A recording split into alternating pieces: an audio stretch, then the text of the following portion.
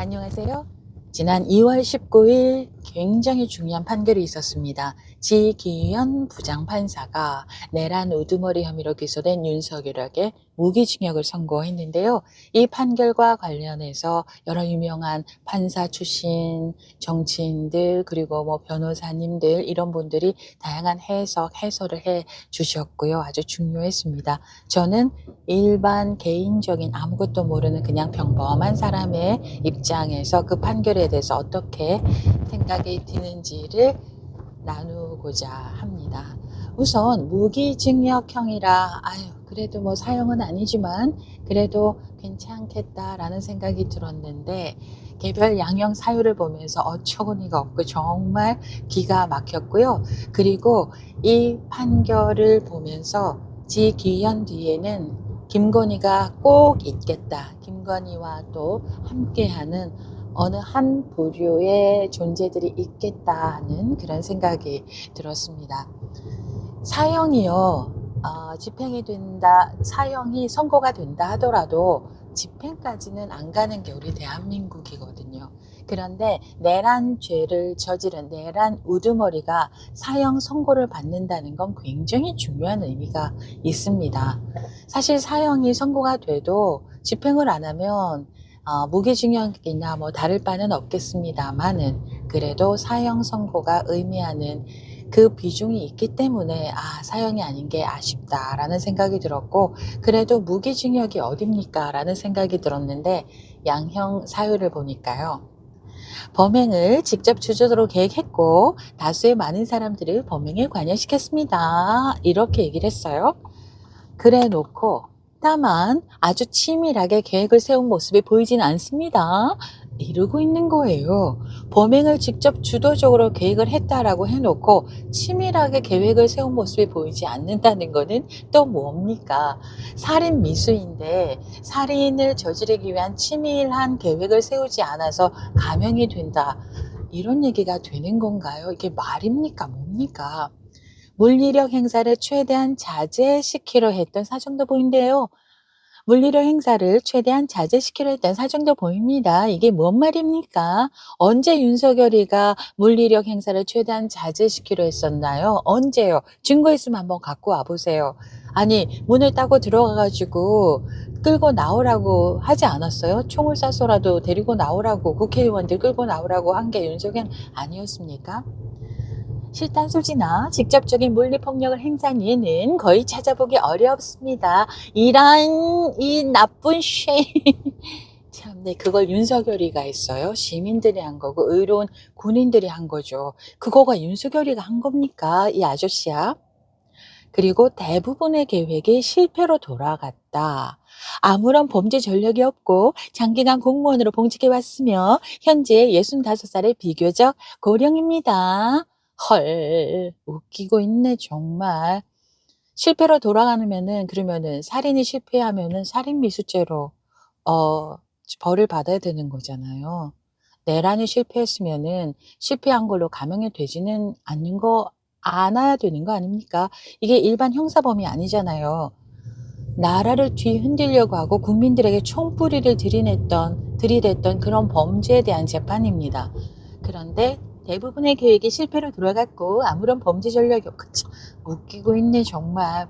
그리고 장기간 공무원을 했으면은 국민이 내는 세금으로 먹고 살았으면 국민에게 끝까지 봉사를 해야지 왜 국민에게 총뿌리를 들이대려고 했냐 이 말입니다. 그리고 65살의 비교적 고령이라고요. 65살의 비교적 고령이면 살인 미수에도 감형의 사유가 되는 건가요? 그러면은 70살에 성폭력을 시도하려고 했던 사람이 성폭력 미수에 그치면 죄가 감형이 되나요? 말 같지도 않은 소리 하고 있어요. 그러니까 정청래 의원님께서 55살이면은 그러면은 제대로 사형 선고 받는 겁니까? 라고 말을 할 수 있는 상황인 거 아니겠습니까? 기가 막혀서. 자, 그런데 또 한 가지는요. 카피 페이스트를 했다는 거예요. 복사 붙여넣기로 판결을 내렸다는 것도 이것도 진짜 웃기는 일입니다. 김용현 피고인요. 이 사건 비상계엄을 주도적으로 준비했고 어쩌고 저쩌고. 이 사건 비상계엄을 주도적으로 준비했대잖아요. 그래 놓고 다만 또 나옵니다. 다만 김용현 피고인 역시 물리력 행사를 최대한 자제시키려 했던 것으로 보이고 대부분의 개명은 실패로 돌아갔습니다. 아무런 범죄 전력이 없고 장기간 공무원으로 봉직해왔으며 현재 65살의 비교적 고령입니다. 똑같죠? 앞에 내용하고. 야, 이 판결문도 제대로 꼼꼼하게 쓰지 못하는 이런 사람이 부장판사가 됐다니 어이가 없습니다. 자, 그 다음에 피고인 조지호 개별 양형. 경찰의 총책임자임에도 포고령을 면밀히 검토하기는커녕 뭐 이렇게 해놓고 다만 계엄 선포 당일에서야 군경 투입 등 사실을 알게 된 사정이 있습니다. 국회 출입 통제 시간이 비교적 짧았던 것으로 보입니다. 국회 통제 시간이 비교적 짧았던 거는 시민들이 몰려오고 국회의원들이 담을 넘고 이런 거는 눈에 보이지가 않았나 봐요.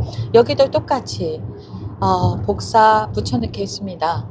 오랜 기간 동안 경찰 공무원으로 봉직해왔고 아무런 범죄 전력이 없으며 혈액암을 앓는 등 건강이 상당히 좋지 못하다고요. 그러면은 건강이 좋지 못하다면 살인을 저지르려고 했다가 미수에 그치면 그 사람이 양형사유가 되는 건가요? 지기현 판사 아저씨, 이거는요 내란 범죄와 관련한 재판이라는 걸 잊어버리면 안 됩니다. 이거는요 일반 형사 사건이 아니에요. 내란 범죄 사건이란 말입니다.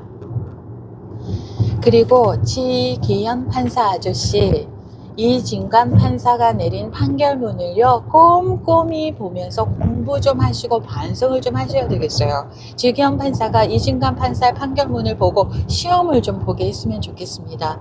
이진관 판사의 그 판결문을 보면 12.3 내란 과정에서 사망자가 발생하지 않았고 내란 행위 자체가 몇 시간 만에 종료된 것은 무장한 계엄군의 맨몸으로 봤어 국회를 지켜낸 국민의 용기 덕분입니다 라고 판결을 했습니다. 그리고 과거 내란의 아픈 역사를 떠올리며 위법한 명령에 저항하거나 최소한 소극적으로 대응한 일부 군인과 경찰 공무원들의 역할도 함께 얘기를 했습니다. 지기현 판사 아저씨, 이런 판결문을 보면은 뜨끔하지 않습니까? 이게 지기현 판사의 세계관이 이래서 판결문이 이렇게 나왔는지 아니면 그 윗선에서 이렇게 하라고 지시를 한 건지는 모르겠습니다만은 판결문 내용을 보면 애초에 무죄 또는 더 낮은 형량을 선고하려고 했으나 분위기가 여론이 워낙에 강경하다 보니 몇 군데 규정을 바꾸고 그래도 무기징역형을 선고한 것이 아닐까라는 의심 아닌 의심이 든단 말입니다. 자, 그리고 마지막으로 노상원 수첩료. 작성 시기를 정확히 알 수 없고 일부 내용들은 실제 이루어진 사실과 불일치 않은 부분도 있으며 모양 형상, 필기 형태, 내용 등이 조악한 데다가 어쩌고 저쩌고. 그래서 이 부분에서요 왜 노상원 수첩을 배제하는 걸까, 이걸 왜 저 멀리 치워두려고 하는 걸까. 이 얘기는 노상원 수첩은 노상원이 혼자 쓴 게 아니라 누군가와 함께 썼는데 그 누군가와 함께한 그 지시를 내린 그 사람은 김건희가 아닐까라는 강한 의심이 든다는 겁니다. 김건희뿐만 아니라 김건희와 함께 했던 일련의 모종의 제2차, 3차 내란을 획책을 하려고 했던 자들이 함께한 내용이지 않을까. 왜 검찰은, 왜 특검조차도, 왜 판사조차도 김건희 앞에만 가면 이렇게 작아지는 걸까요? 라는 의심이 굉장히 강하게 드는 부분입니다. 어떻게 노상원 수첩이 강력한 증거가 될 수 있는 이 부분을 증거에서 배제할 수가 있는 겁니까? 그래서요, 아직도 조희대를 비롯해서 뒤에는 뭔가 아직도 결집을 해서 자기들의 권력과 자기들의 위치와 이런 걸 다시 찾으려고 몸부림치는 이들이 있고 거기 맨 앞에 일선에 지기현이가 있었다, 이렇게 생각이 듭니다. 저는요 아무것도 모르는 사람이지만. 그래서 제2차 특검은요, 제발 김건희 앞에서 좀 당당하게 어깨를 활짝 펴고 증거란 증거가 얼마나 많은데 증거들 다 취합을 해가지고 제대로 판결이 내려져서 두 번 다시는 대한민국 땅에 내란의 니은자도 틈타지 않도록 아주 강력하게 판결을 내려주길 제발 바랍니다. 제발요. 여기까지입니다. 안녕.